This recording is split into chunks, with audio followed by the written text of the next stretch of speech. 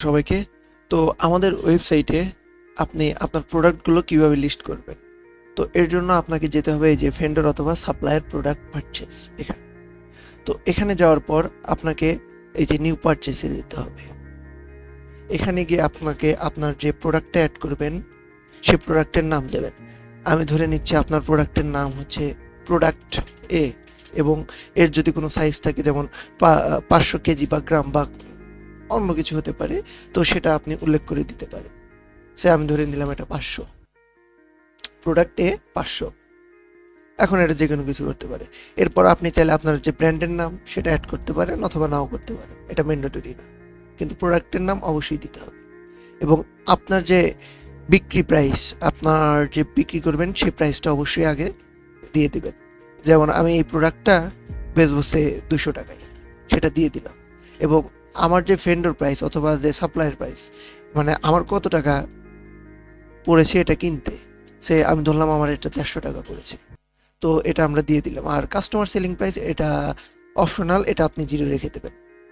এবং আপনার কাছে স্টকে কত পিস আপনি অর্ডার করছেন ভেন্ডরের কাছ থেকে, তো এটা দিতে হবে। সে আমি 100 পিস অর্ডার করলাম। এরপর আমার যে ভেন্ডর বা সাপ্লায়ার তার কি নাম সেটা আমি দিয়ে দেবো। সে আমার ভেন্ডরের নাম হচ্ছে ভেন্ডর এক্স ধরে নিলাম এখনকার জন্য। আপনার যে নাম হবে সে নাম দেবেন এবং তার যে ইমেল সেটা এখানে দেবেন। ধরে নিচ্ছি হবে ভেন্ডর এক্স, এবং ভেন্ডরের অ্যাড্রেস আমি ধরে নিলাম তার অ্যাড্রেস ঢাকা, এবং আপনি তার ফোন নাম্বার চাইলে অ্যাড করতে পারেন, নাও পারেন।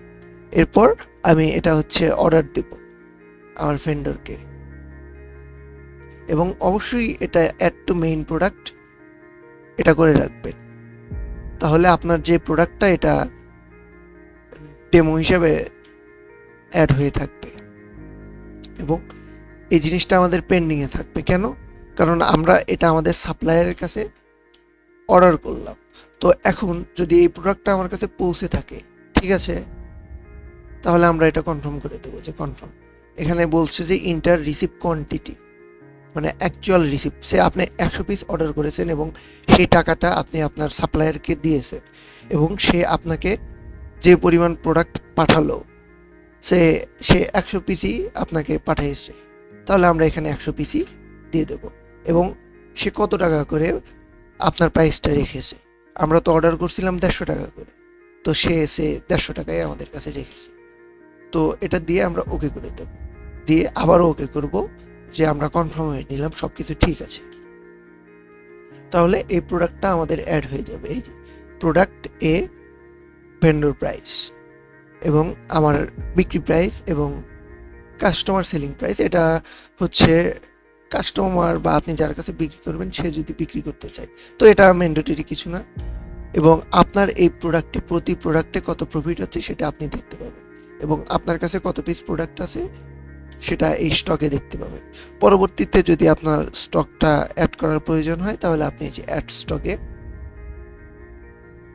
গিয়ে এই প্রোডাক্ট কত পিস অ্যাড করবেন এবং কত পিস মানে টাকা মানে সে রাখলো এবং আপনি কত বিক্রি করবেন এগুলো দিয়ে কনফার্ম করে দিলেই হবে।